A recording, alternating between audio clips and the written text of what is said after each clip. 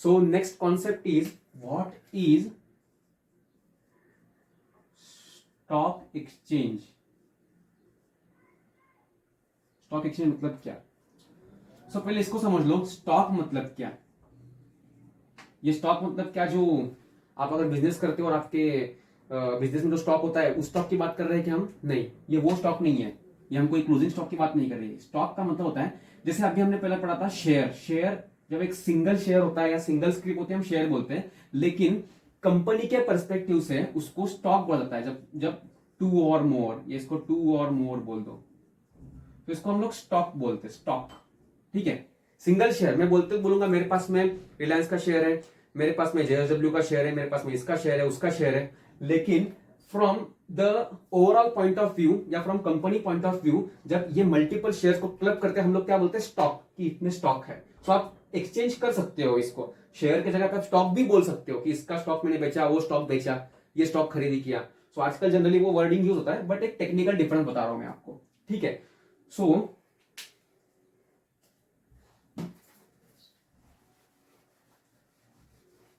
Stock and exchange. Exchange का मतलब लेना देना।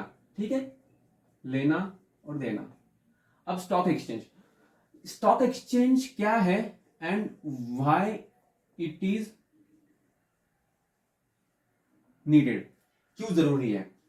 अभी एक एग्जांपल, हर वीकली एक मार्केट होता है, अपना सब्जी मार्केट की बात कर रहा हूं मैं, जहां पे क्या होता है, मतलब पूरा वीक तो चलता ही है लेकिन एक वीक में थोड़ा जोर शोर से चलता है। सो वो क्यों जरूरी है? ताकि यहां पे ये मल्टीपल बायर्स हैं और कुछ सेलर्स बैठे हुए हैं, सब्जी बेच रहे हैं।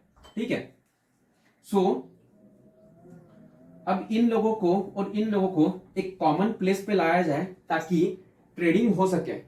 इसको कुछ खरीदी करना है तो ये पैसा दे दे और ये इसको माल बेच दे। सो इसके लिए ये, इसको हम बोलते हैं मार्केट। तो सिंपल, तो जैसे हम इसको मार्केट बोलते हैं, तो जब ये ही मार्केट जब स्टॉक्स के लिए होता है, कंपनी के शेयर्स के लिए होता है, तो उसको हम लोग क्या बोलते हैं? Stock market. ठीक है, share market, stock market, same definition. अब लेकिन ये जो है ना, ये बिल्कुल अपना अनऑर्गेनाइज्ड है, ये वाला सब्जी मार्केट। लेकिन जो शेयर मार्केट है, स्टॉक मार्केट है, क्या उसमें रूल्स रेगुलेशंस होंगे? यस होंगे, ऑब्वियसली। स्कैम 1992 आप लोगों ने अगर देखी होगी, नहीं देखी होगी तो देख लेना एक बार कि कैसे फ्रॉड हुआ था, क्या क्या हुआ था, उसकी वजह से कितना बड़ा झटका स्टॉक मार्केट को लगा था और कितने लोगों ने अपने लॉसेस किए थे।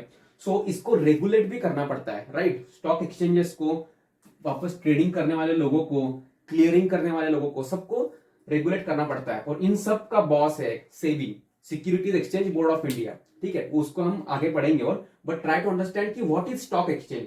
स्टॉक एक्सचेंज का मतलब है जहां पर शेयर्स का एक्सचेंज हो रहा है, बायर पैसा दे रहा है और शेयर्स ले रहा है, लेकिन इसके जैसा नहीं है, ये 1 to 1 हो रहा है। आपको मालूम है आप किससे सब्जी खरीदी कर रहे हो, किसको बेच रहे हो, ये आपको मालूम है। बट स्टॉक मार्केट में क्या होता है, यहां पे ऐसे मान लो 10 लाख, टोटल 10 लाख बायर्स बैठे हुए हैं। ठीक है, और यहां पे मान लो 20 लाख सेलर्स बैठे हुए हैं, सेलर्स भी बैठे हुए हैं। सो अब ये 1 to 1 नहीं मालूम है कि मेरा शेयर जो मैं खरीदी कर रहा हूं वो इससे आ रहा है, उससे जा रहा है। ये एक कॉमन बॉक्स में, इसको बेचना है कॉमन बॉक्स में डाल दिया, इसको खरीदना है कॉमन बॉक्स से, इसमें ऑर्डर डाल दिया, यहां से इसके शेयर चले जाएंगे, यहां से इसको पैसा इसको चला जाएगा और यहां से शेयर इसके अकाउंट में आ जाएंगे। सो ये इस तरीके से चलता है। इसके लिए हमें सबसे जरूरी क्या है? Stock exchange. क्योंकि बिना स्टॉक एक्सचेंज के आपको मालूम कैसे पड़ेगा? मार्केट जब है ही नहीं, आपको मालूम कैसे पड़ेगा कि मेरे को बाय सेल कहां करना है? So that's why stock exchange is important. तो स्टॉक एक्सचेंज भारत में कौन कौन से स्टॉक एक्सचेंजेस हैं? सो फॉर शेयर मार्केट, अपने शेयर मार्केट के पर्पज की बात कर रहा हूं मैं, और रिकॉग्नाइज स्टॉक एक्सचेंज। ठीक है, कितने हैं? 2 ही है स्टॉक एक्सचेंज, 2 ही है। एक है एनएससी और दूसरा है बीएसई। इसको हम क्या बोलेंगे? National Stock exchange. ठीक है, और ये है बॉम्बे स्टॉक एक्सचेंज। ठीक है,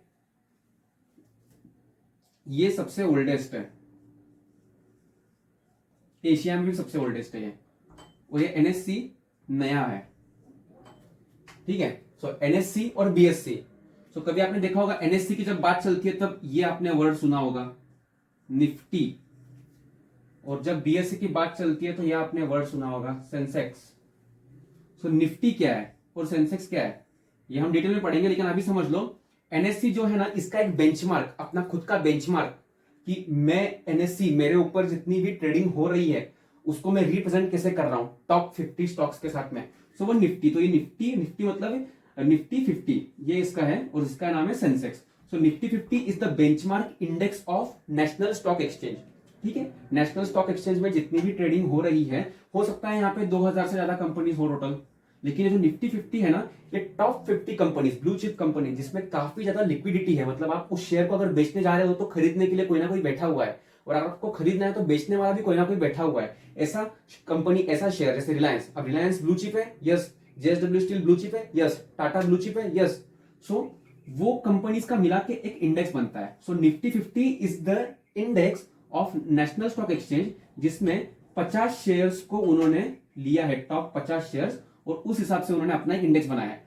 और सेंसेक्स बना है 30 शेयर्स के इंडेक्स से, इसमें भी सबसे ऊपर के एकदम टॉप शेयर्स इन्होंने लिए हैं और उसके हिसाब से इन्होंने एक इंडेक्स बनाया जिसका नाम है सेंसेक्स और इसका नाम है निफ्टी 50। ठीक है, सो ये स्टॉक एक्सचेंज मतलब जहां पे शेयर्स का एक्सचेंज हो रहा है। और इसकी जरूरत क्यों है? क्योंकि किसी को अगर ट्रेडिंग करना है, इन्वेस्टिंग करना है, तो कोई ना कोई प्लेटफॉर्म चाहिए। तो वो प्लेटफॉर्म ये दो देते हैं, एनएससी और बीएससी। और इन दोनों को रेगुलेट कौन करता है? इन दोनों का रेगुलेटर सेबी। सेबी इन दोनों को रेगुलेट करता है। सेबी ने कुछ रूल्स बनाए हैं ताकि प्रोटेक्शन ऑफ रिटेल इन्वेस्टर्स, अब ये रिटेल इन्वेस्टर क्या है ये भी पढ़ेंगे हम लोग, wholesale investor, retail investors, FIIs कौन होते हैं, डीआईआईज कौन होते हैं, सब चीजें हम पढ़ेंगे। एमएफ्स, इंश्योरेंस कंपनी, ये कैसे ट्रेडिंग करते हैं ये लोग भी। सो सेबी इनका रेगुलेटर है, एनएससी और बीएससी। और फिर एनएससी में तो सब लोग ट्रेडिंग करते हैं, मैं भी ट्रेडिंग कर रहा हूं, तो मैं कौन हूं? इंडिविजुअल हूं। मान लो इसमें कोई फॉरेन में बैठा हुआ बंदा ट्रेडिंग कर रहा है जिसके पास में 10,000 करोड़ का कैपिटल है। सो वो फॉरेन पोर्टफोलियो इन्वेस्टर भी ट्रेडर है, वो भी एनएससी पे ट्रेडिंग कर रहा है। कोई कंपनी है वो भी एनएससी पे ट्रेडिंग कर रही है। सो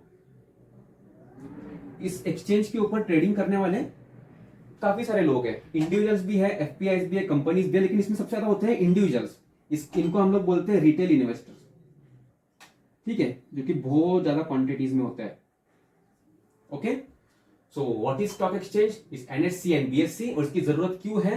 ताकि ट्रेडिंग हो सके, लिक्विडिटी मिल सके और इजीली हमारा ट्रेड्स एग्जीक्यूट हो, और उसके आगे जो पैसा मिलने वाला है वो पैसा भी मिल जाए। ठीक है, तो पैसा कौन, क्या पैसा आपको एनएससी और बीएससी देगा? एनएससी बीएससी आपका शेयर्स का सेटलमेंट करवाएगा। उसके बाद में पैसे का सेटलमेंट कौन करेगा ये भी हम लोग पढ़ेंगे अगले टॉपिक के अंदर। ओके।